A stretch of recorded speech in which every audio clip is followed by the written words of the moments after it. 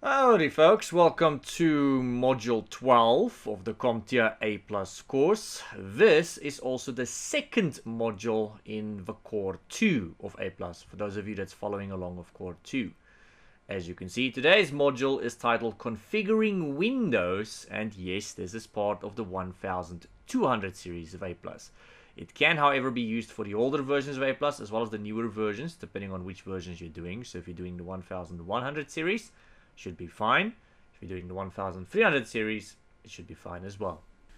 As for the main sections in today's module, there's only two, guys. The first one is configuring Windows user settings, and then the second half of this module is going to be about configuring Windows system settings.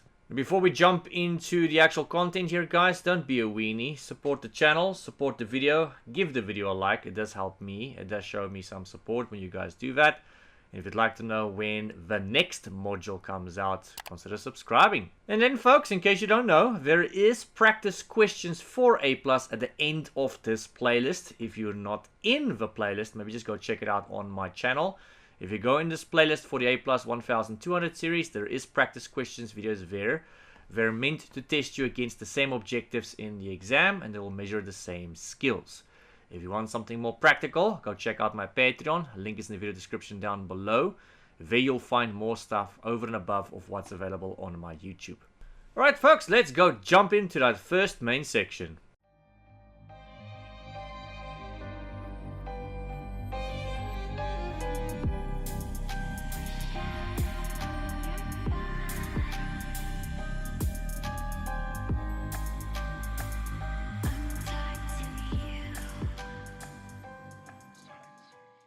Configuring Windows user settings. Alright, I'm going to start you guys off with Windows interfaces, literally at the beginning. Unfortunately, guys, this is A+, so we're going to start you guys at the beginning.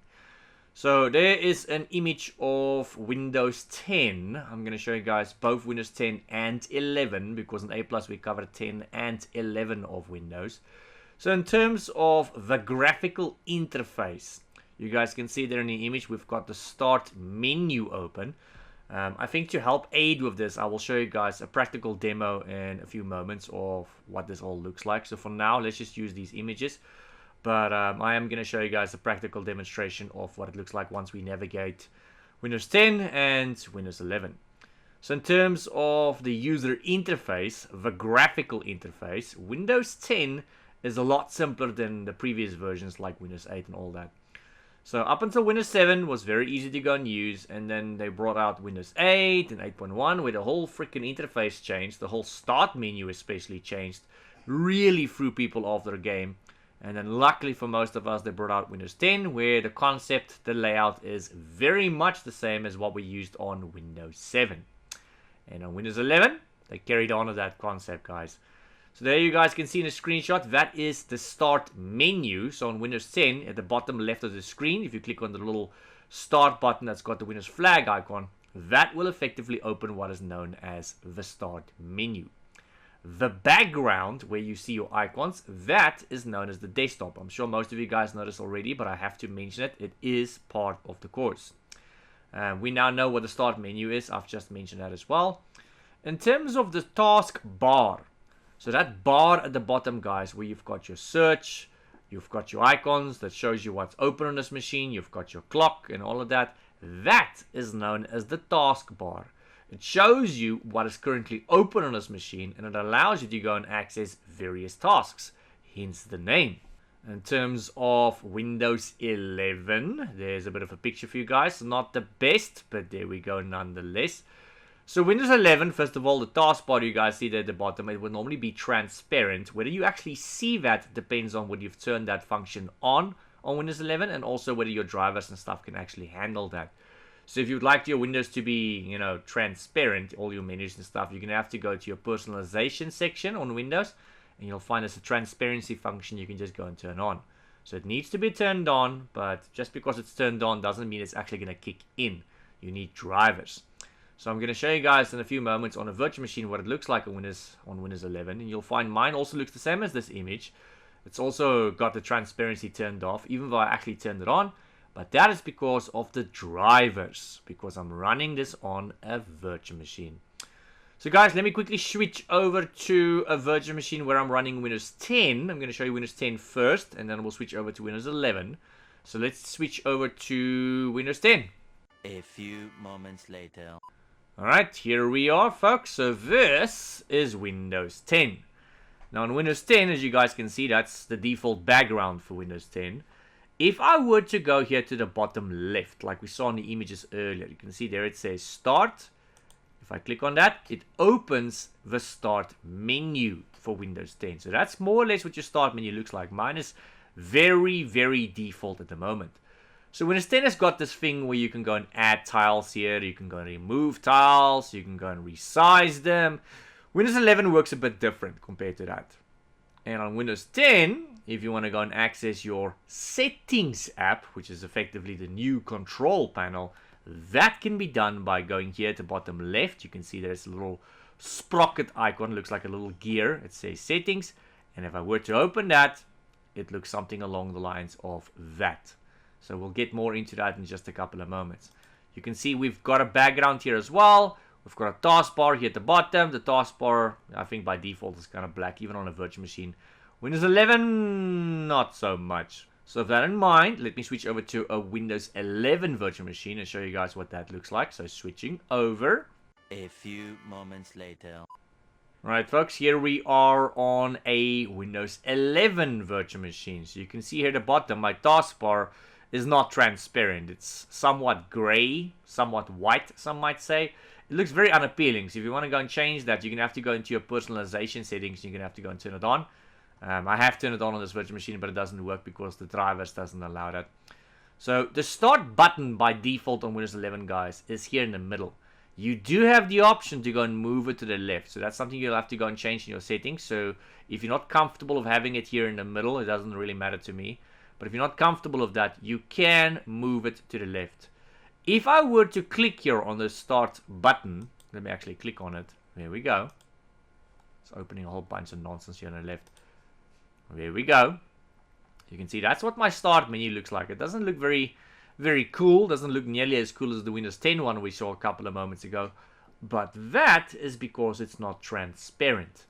So at the moment it looks very dull, very default, because nothing's going on here yet. This machine has not been used for anything yet at this time.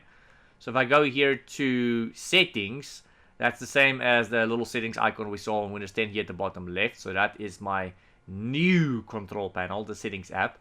It doesn't mean the old one doesn't exist anymore, guys. The old one does exist. You can still go and access it by typing it in. So if I click on that, give it a moment or so, and there we go. That is what the new control panel looks like. So you can see I'm using this for a Windows cloud course of sorts. Anyway, so if I go here to personalization, you can see there it says transparency. So if I go here to colors, that's where you would have turned the transparency effects on and all of that for Windows. Mine is turned on.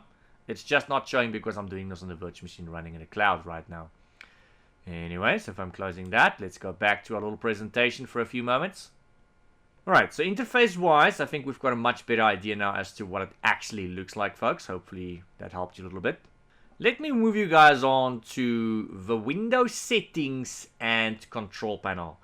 Now, I just showed you on Windows 10 and Windows 11 how to go and open Windows settings. So on Windows 10, it was at the bottom left on your start menu. And on Windows 11, it was also in the start menu, but the start menu by default was there kind of in the middle, unless you go and change it, of course. But anyway, here's a picture of the old control panel. As I've said, still very much available on Windows 10 and 11, but Microsoft has said they are going to remove it. They plan on removing it, and they have actually started the process quite a while ago. It's not going to be a boom, bam, and then overnight it's going to be removed kind of scenario. No. Instead, it's a gradual process, folks. Otherwise, if you just go and randomly remove it with one of their updates, people are going to go into a panic state.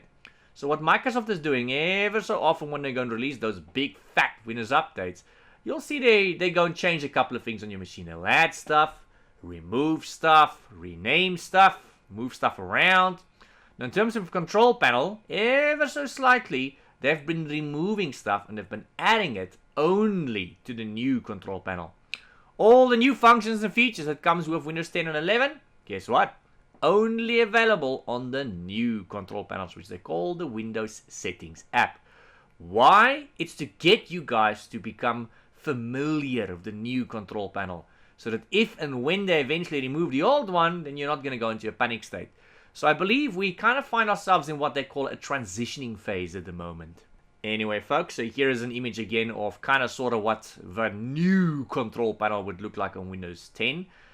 Keeping in mind, yours might not look exactly like this. It does depend on what edition of Windows 10 you've got, what build you've got, what updates you've got installed.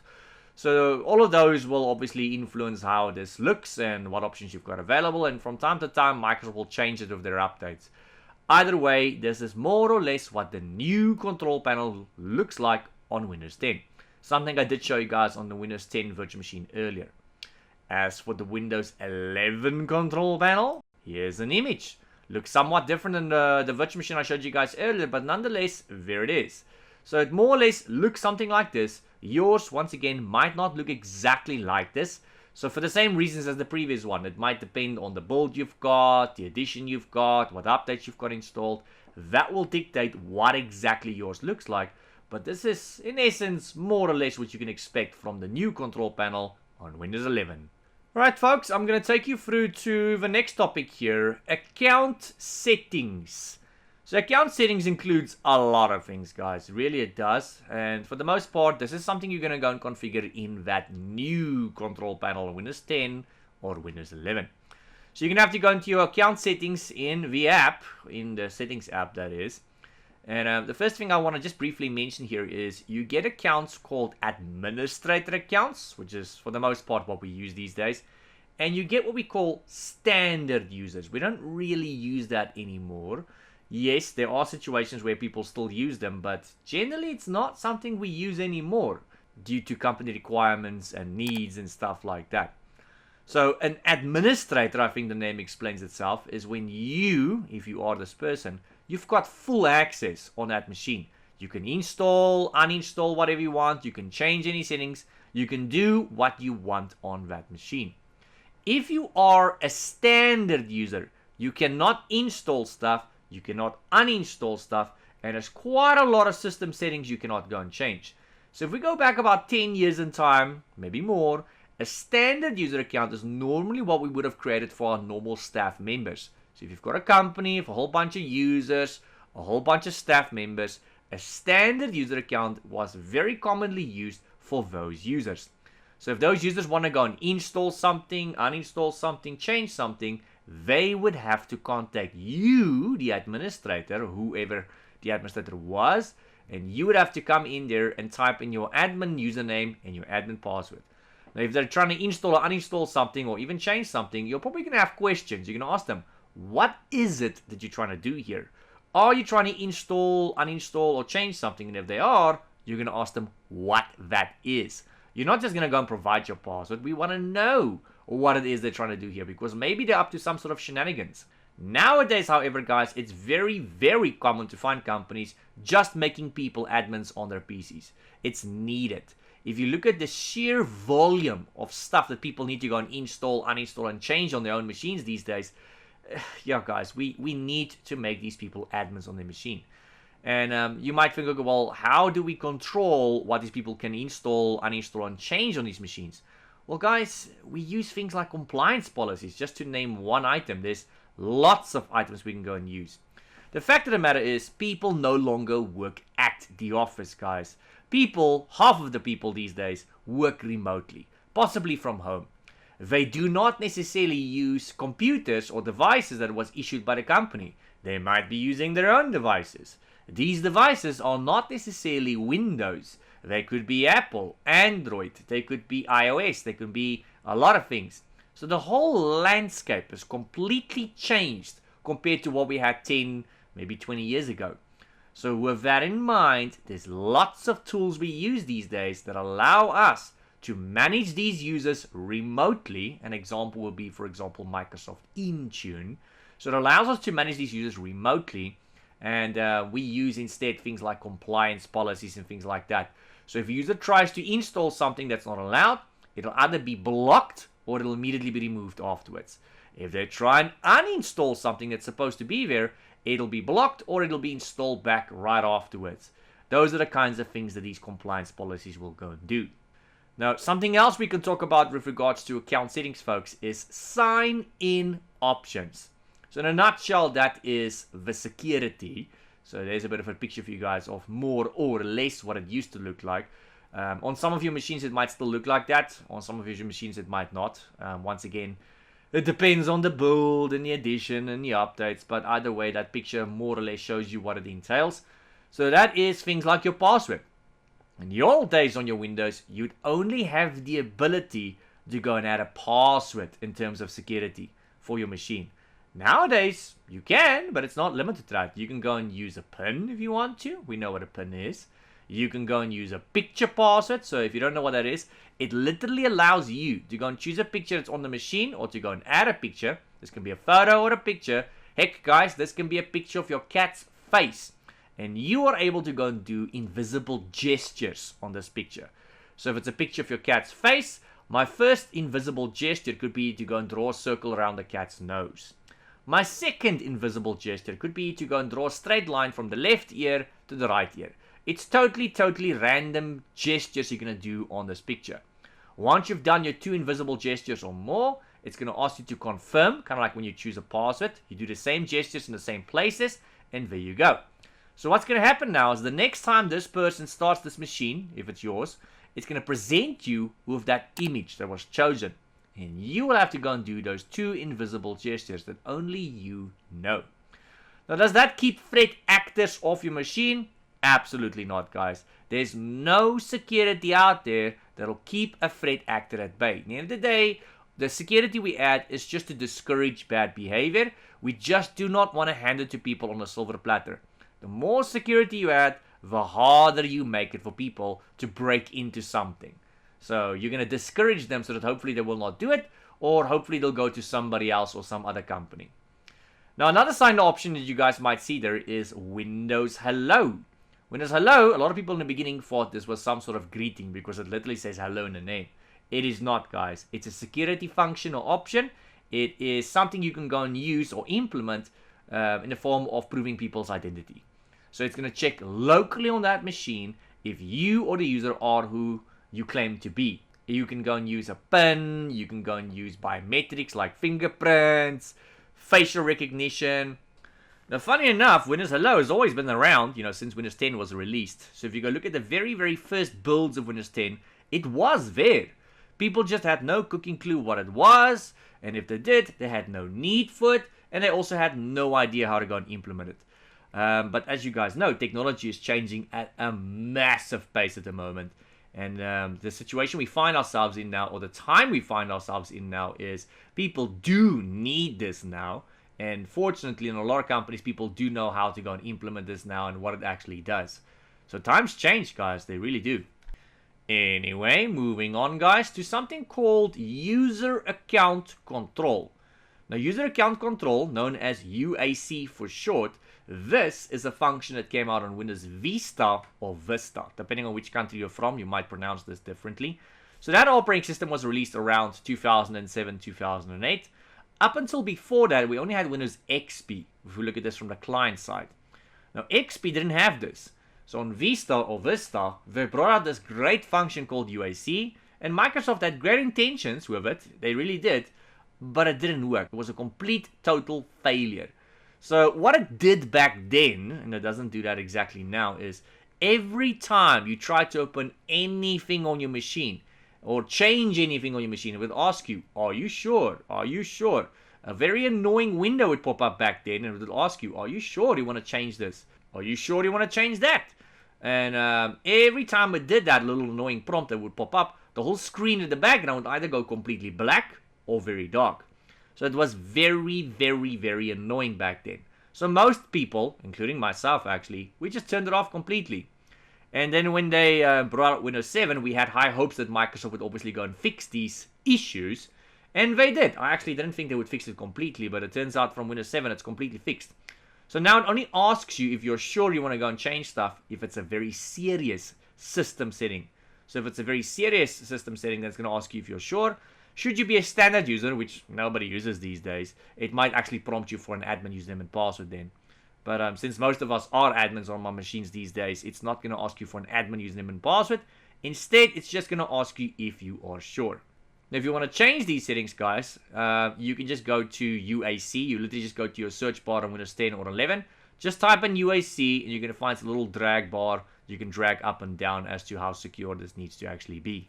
Anyway, folks, I'm going to move you along to the topic of File Explorer.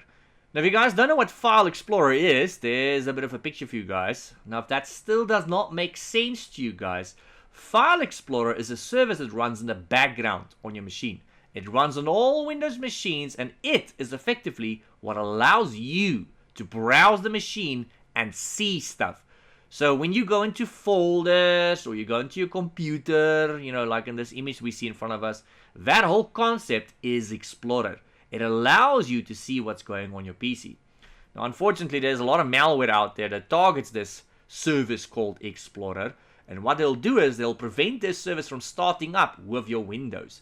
So when you or the user starts up Windows, all you will see is a black screen. That doesn't stop you from using the machine. So if you know your stuff, you can just go and press Ctrl-Alt-Delete or Ctrl-Shift and Escape to go and open Task Manager. And once you open Task Manager, you can just go and start a new service or a new task, and you literally just go and type in explorer.exe. And as soon as you hit enter, that service is going to be started manually, and you'll find everything is going to be well again, and you'll be able to browse the machine. It doesn't now mean the malware is removed. Unfortunately not. Now you can just browse the machine. It's still up to you or whoever to go and remove that malware. So think of this as a quick fix or a quick workaround to get around that malware if it turned off your Explorer service or prevented it from starting up with the PC. So think of it that way, guys. Now, folks, Explorer comes with many functions and options that some of you guys might not be aware of. So you have the ability, for example, to go and make files and folders invisible. That is a function in your Explorer. You've got the ability to go and make extensions for file types visible as well. So by default, if you've got file types like MP3s, MP4s, PDFs, EXEs, TXT documents, whatever, you will see the symbol for those files, but you won't necessarily know if that is the file type. It could be that someone is just changing the icon and they're trying to, trick you into clicking on certain things. So if you really want to know what the file extension is for something, you can go into your options for your Explorer and you can go and turn that on. So all the extensions for all your files will be shown by default. So let me show you guys another image here. There you guys go. So that is some of the options that you'll have available. So if you're wondering how to get to these options, let me show you guys on Windows 10 and Windows 11. So I'm just going to very briefly switch over to the Windows 10 virtual machine again. So switching over. A few moments later. Alright folks, here we are on Windows 10. So I'm going to go here to my Explorer. You can see it literally says File Explorer there, or just Explorer. So in terms of Explorer, if you want to do this on Windows 10, if you want to access those options, you can go here to the top where it says View, and there's some of the options that's available. You can go here to the right hand side and you can click on Options, change folder and search options. There you go, folks. And if I go here to specifically the View tab, there you go. So you can see at the moment, hidden files and folders are shown. This is actually turned off by default. You can go in here and you can see here at the moment it says hide extensions for known file types. That'll also normally be hidden, so you might want to go and untick that, and that's going to allow you to see hidden file extensions and things like that. This one here, it shows files are hidden. You can go and make them visible. And that's just some of the many options, as you guys can see, that we've actually got available here. There's a whole boatload to go and choose from. And that's not all of them.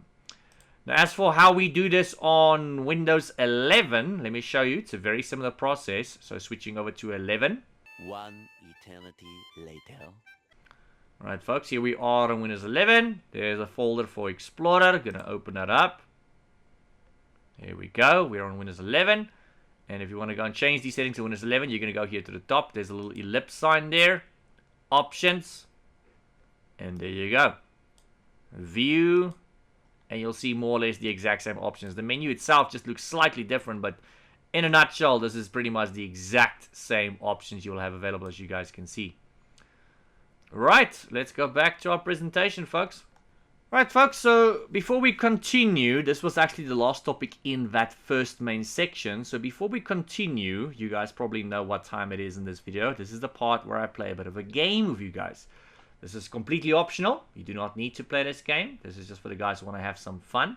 So normally somewhere in my videos, not all the videos, I will have a word or a phrase that I will give you guys, a hidden word or a phrase. And the idea for those of you who want to play along is to go to the comment section down below and make a new sentence using this word or this phrase. Let's see who can be the most creative with this word or phrase. You can type it as is if you want to, but that's just boring. So it's more fun if you make a new sentence using this word or phrase. And it's a bit of an inside joke, effectively, if you're wondering why. So anybody that's just watching this video, but they didn't watch the full video, and it's just skimming through the comment section down below, they're obviously going to be a bit confused as to why you guys are talking so much about this particular topic. And the fact of the matter is, it's just a bit of a game we're playing. So they have to actually watch the video up until this point for them to know what it is about. So maybe you were one of those people. Maybe you saw this word being mentioned in the comment section and you're wondering, but why are people talking about this? And once you get to this point of the video, then you'll know, oh, so that's why. So the hidden word or phrase for today, guys, is Windows. Since we're talking about Windows or configuring Windows, let's see who can come up with the most creative sentence using the word Windows. Remember to stick to YouTube's rules, guys, so no swearing and things like that. Stick to YouTube's rules. You are still allowed to go and ask normal questions down below as well, or anything else, and I will get back to you guys as well. Right, let's move on to the second main section here, folks. The second main section of today's video is configuring Windows system settings. Right, so in this section, I'm literally going to jump you guys straight into the topic of system settings. So there's a bit of a picture for you guys. It's a bit of an old one, but nonetheless, it shows you the system. So if you were to go into your system, you know, your about section of your machine sometimes, it'll show your machine's name, how much RAM it's got installed, the processor, what Windows operating system you've got installed, the build, the edition, whether it's activated or not, things like that. So it displays a lot of things, guys. It also displays things like notifications. So your system settings displays notifications. Often you'll find these popping up at the bottom right of your machine.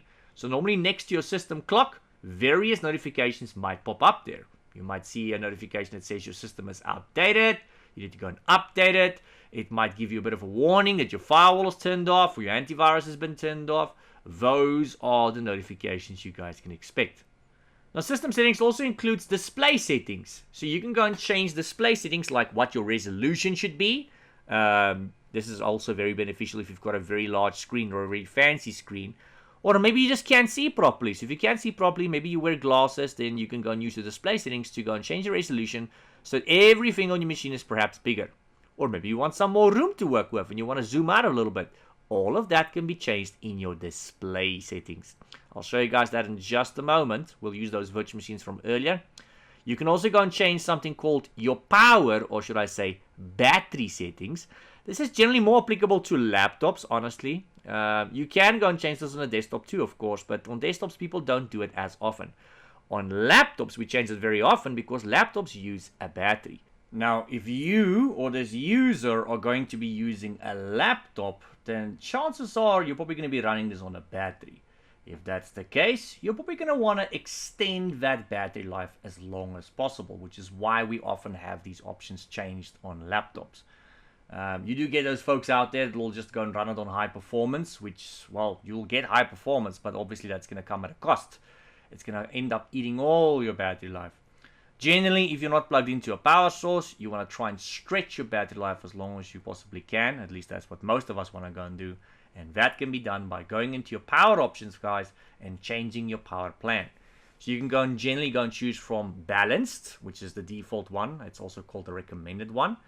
There's a second option called power saver. So if you go run your laptop in that mode, should it be available, it's going to send less power to all the laptop's components. It's going to run it in a reduced performance mode.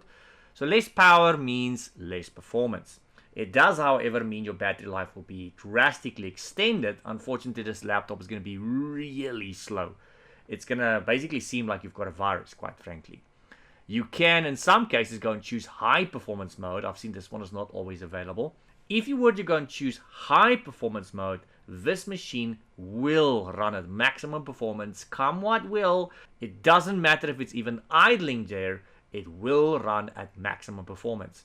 So unfortunately, your battery life is not going to last at all in that mode. So if you are plugged into a power source, great, then it's fine.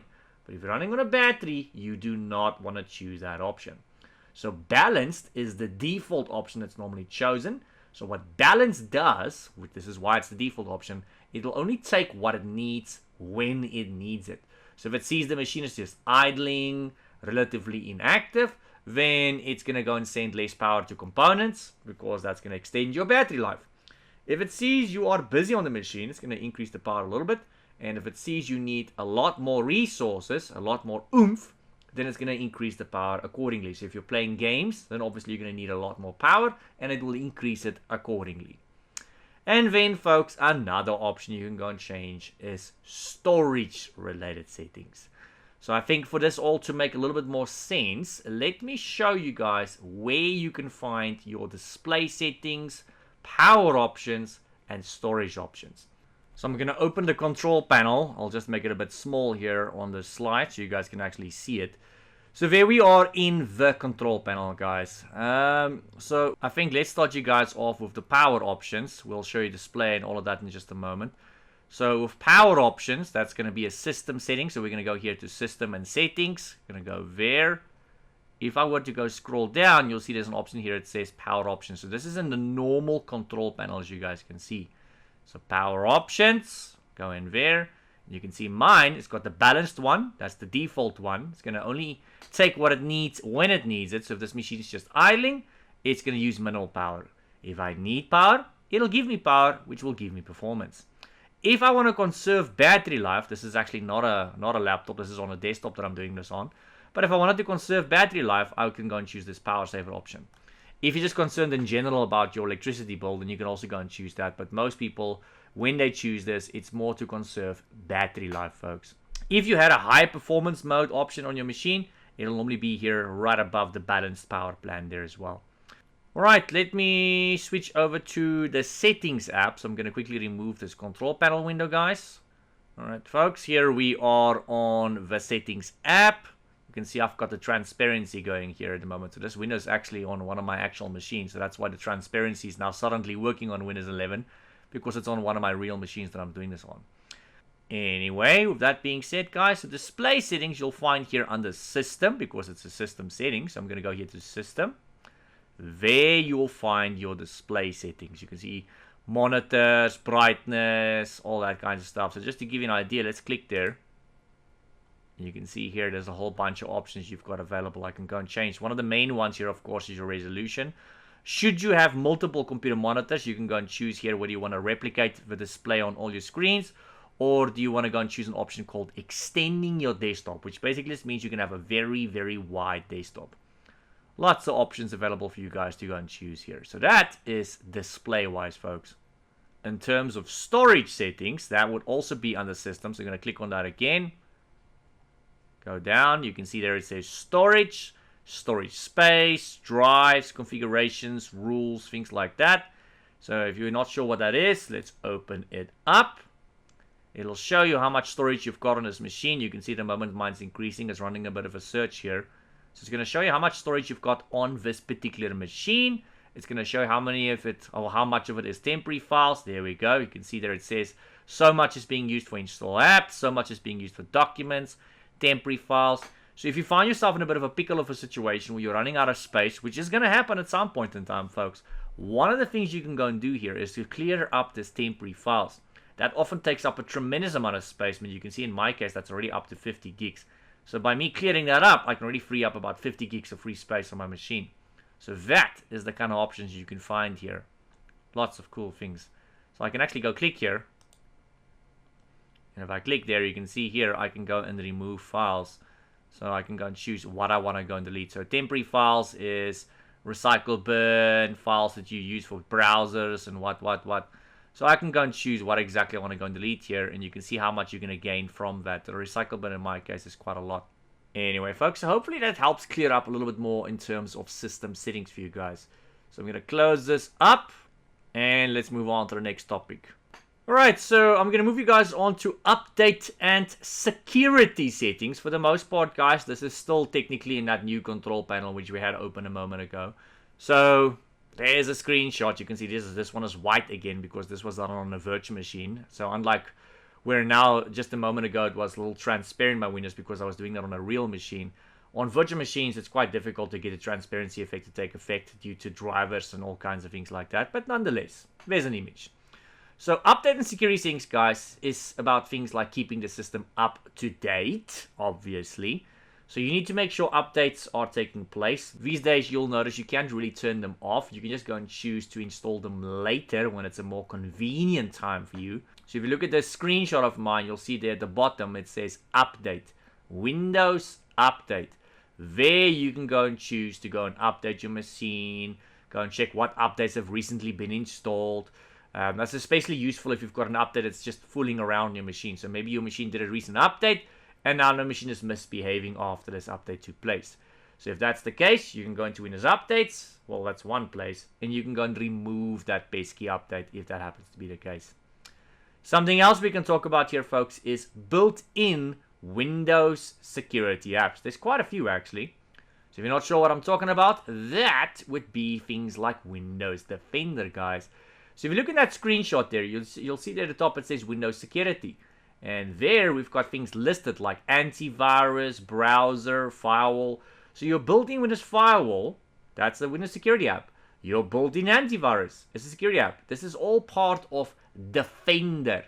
And this has been the case since Windows 10, guys. So with Windows 10, Defender is a full-blown antivirus, but it's also a firewall. And as long as you or this user keeps the Windows up to date, your antivirus will be up to date. So yeah, make sure you keep your machine up to date, guys. Very important. In terms of Windows updates, so we're circling back a little bit here to Windows updates, guys. You can do this two ways. You can go and manually check for updates, something we don't normally do unless it's an emergency, but generally we'll go and do something called scheduling. So your machine will randomly, periodically go and check for updates. So maybe once a day, once every second or third day, it's going to go and check for updates. Should it find any, it's going to go and download it, depending on your settings on your machine. Some people will go and choose settings on the machine that doesn't really allow Windows to go and download updates automatically because maybe you are on a limited data connection.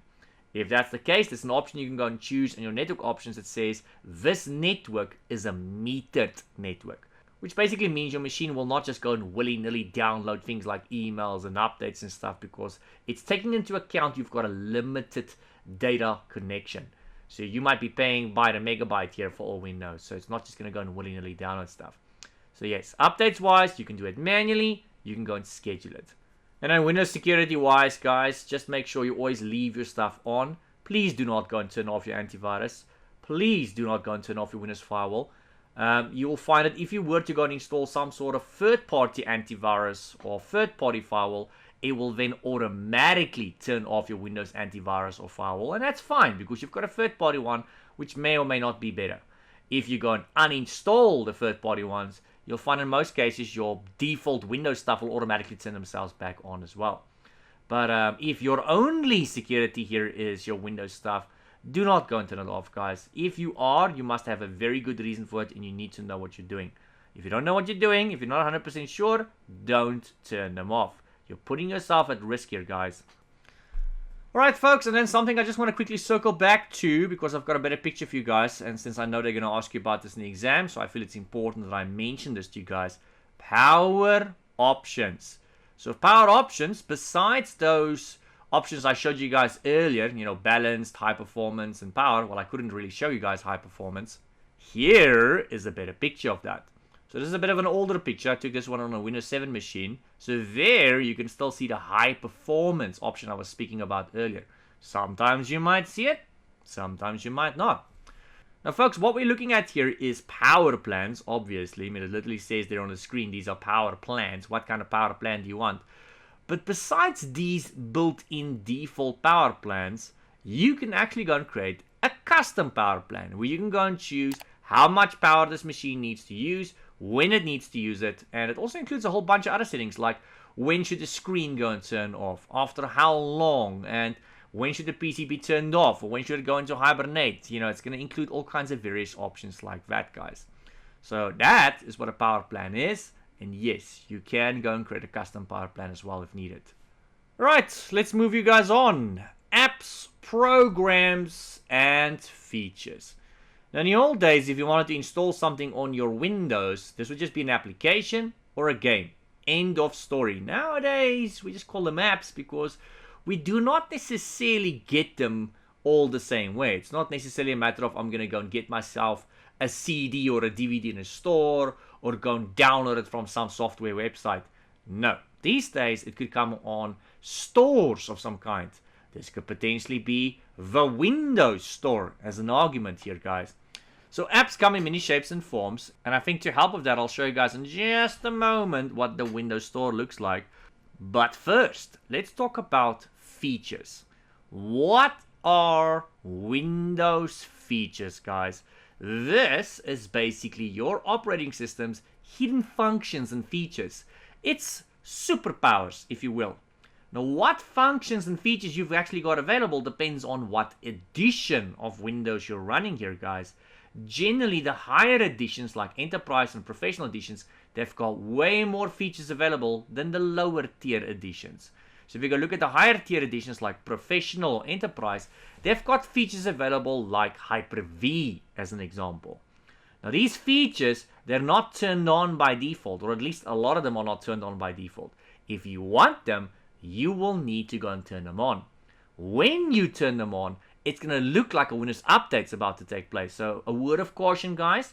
If you're about to go and turn a feature on your machine, I would suggest you save everything that's open on that machine and close everything, because as soon as you click on OK, it's going to restart the machine. It's going to look like a Windows update's taking place, you know, where it says, please do not unplug or turn off the machine, installing 1 of 2, blah, blah, blah.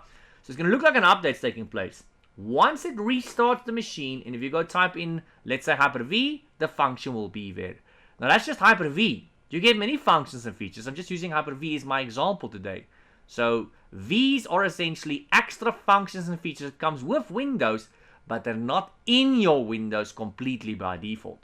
Why, you might wonder? Well, guys, if Microsoft had to go and add all these extra features that 99% of the public is not using, that would drastically increase the size of installation. It'll also increase the period it takes to install Windows. So if your Windows normally takes 5 minutes to install, it might take 10 minutes to install. It's not fair to punish 99% of the public for something that only 1% of the public is going to go and use. Not cool, right? So instead, they will give it to you if you happen to be that 1% that needs a certain feature, but they will leave it in a dormant, compressed format. So when you go into your Windows features, you just tick a box. It's going to go and uncompress that function or feature and then install it. So at least this way, the 99% of the public that doesn't need this, their Windows installations will be much smaller, and it's going to be a lot quicker to go and install their Windows. So it's just fair. It helps everybody. It's a small sacrifice to make, guys. Anyway, so if you guys are wondering what this looks like, so here is a control panel again. And I'm going to go here to Programs. You'll see it says Programs and Features. Now you can actually go and click there, and then on the left-hand side you'll see Features. Or you can just click here where it says Turn Windows Features on or off. Now I'm doing this at the moment on Windows 11. I think it's Pro Edition that I'm using here right now today. Maybe it's Enterprise, I don't know. And there is a list of various features on this Windows. You'll see most of them are unticked. So if it's unticked, it's not turned on.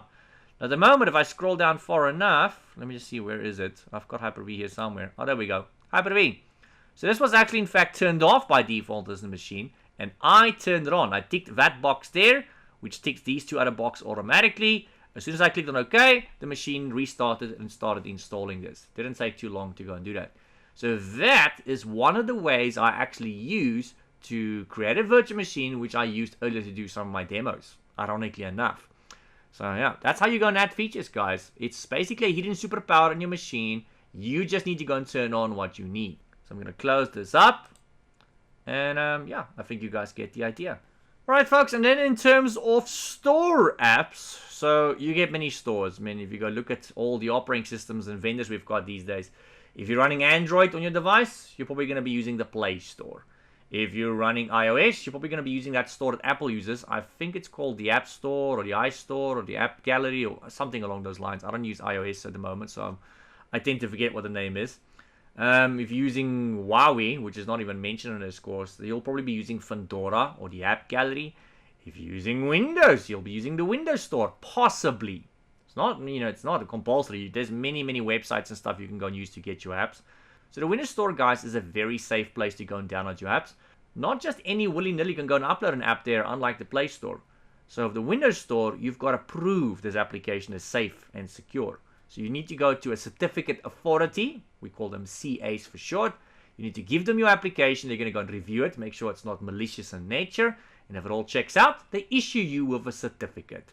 And when you go to the Windows Store, you have to present this little certificate to show that your app is safe and secure and all that it's not going to harm people out there. So generally the apps on the Windows Store is safe and secure. Some of them are for free, some of them are not. In the beginning, almost everything there costed you money. I wouldn't say it was expensive, but almost everything costed you money. Nowadays, you'll find there's an exceptionally large amount of apps on there that's for free, and a lot of them are even games. I mean, I see my kids keep playing Roblox, so that is a free thing you guys can go and play as well. And then, guys, the last thing I will mention here is desktop apps. That's basically just the old way of doing stuff. You're going to go to a website and download it. We call these Windows 32 apps for the most part in most cases. So you're going to go to a website or you're going to go to a store and buy it. Nowadays, nobody walks physically into a store anymore. And in the old days, if you walked physically into a store to go and buy yourself an application or some software, it'll be a little boxy or something. And in this boxy, you'll get like a CD or a DVD and possibly a license, since this is a legal copy. Nowadays, if you are going to go and buy a little boxy of software, it's not going to have a disk in it. Nothing. Instead, it'll have a download link and it's going to have a license. So it doesn't matter who you are or where you are, you're going to need internet these days, which is a bit of a predicament if you find yourself in a remote location where you don't have internet. Maybe the whole reason why I went into the store to go and buy this is because I don't have internet. And now they're asking me to go and download the software I just bought. I can only imagine that's really going to frustrate some people. Alright, moving you guys along to something called app settings. So in terms of app settings, there's a bit of a picture for you guys once again. It's not the best, most recent picture. You can see this was taken in 2021, but it still serves more or less the same. It shows you the apps you've got installed on your machine. I can also go and choose whether I want to uninstall this, what app I want to use for what task as my default app. So if I've got, let's say, PDF documents, what do I want to use as my default program to open PDF documents? Or what do I want to use as my default browser to go and do web browsing? So here you can go and do things like uninstall apps. You can do that. Or you can go and set defaults. So what app will be used by default for a certain task or a certain file type on your machine. And sometimes you can also see how much space these apps are occupying on your machine. So it's quite nice in that regard too, guys. Alright, and then folks, the last topic for today's module, administrative tools. Now these are for the most part, I don't want to say hidden, but they are kind of hidden. So the average Joe on the average machine does not necessarily know about these tools. And if they do, they don't necessarily know what they do or how to go and use them. So these are tools that you guys will know about, and you guys will know how to find them and how to go and use them and what they actually do. There's many ways you can access these tools. You can literally go run a search for them in Cortana or your little search bar. So if you know a tool, let's say Resource Monitor or Performance Monitor or Task Scheduler or Event Viewer or whatever it is you're looking for, you can go and type that name in the search bar on your Windows, whether it's Windows 10 or 11, and it's going to pop up and you'll be able to open it. However, there is a couple of places on Windows that will list some of these tools, a whole bunch of them together, but a lot of these places don't always mention the same tools or all the tools. So if I go in one place, it'll mention maybe 20 admin tools, but it's not all of them. Go into another place in Windows, it'll mention another 20 tools. Some of them might overlap, some of them maybe not. So one place you guys can find these tools is to go into your old school control panel. So let me show you.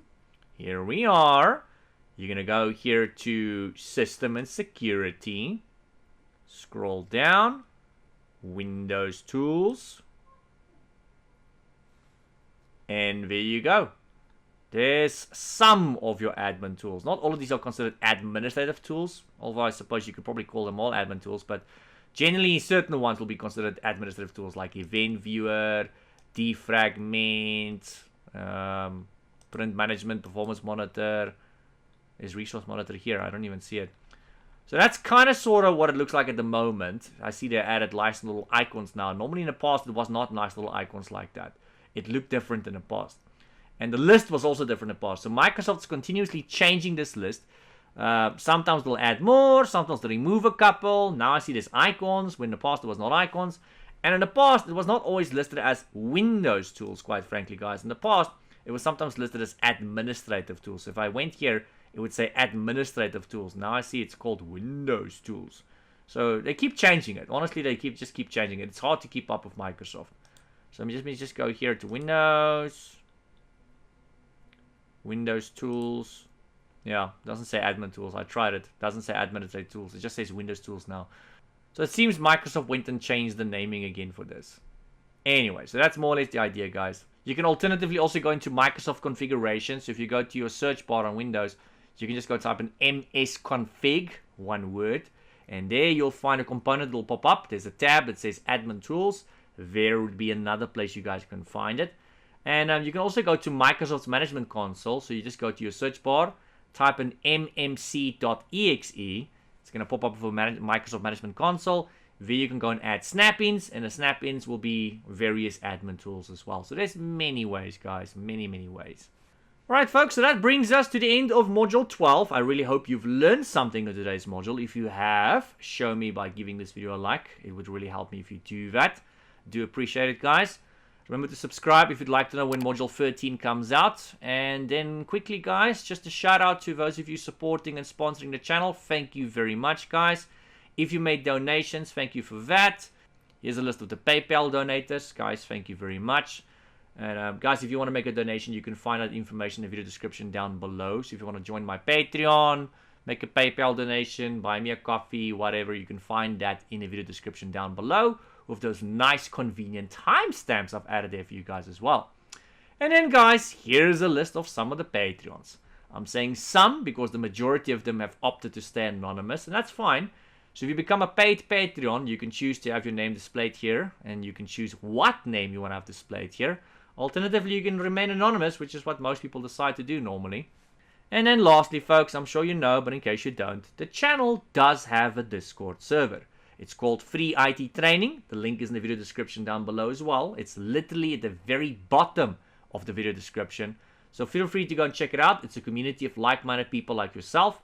Other people studying for A+ and other courses like N+, Security+, and you name it. So if you want to be in a study group, or if you want to ask questions, or help answer other people's questions, that's the place to be. Alright folks, I will see you in Module 13 of the CompTIA A+ course.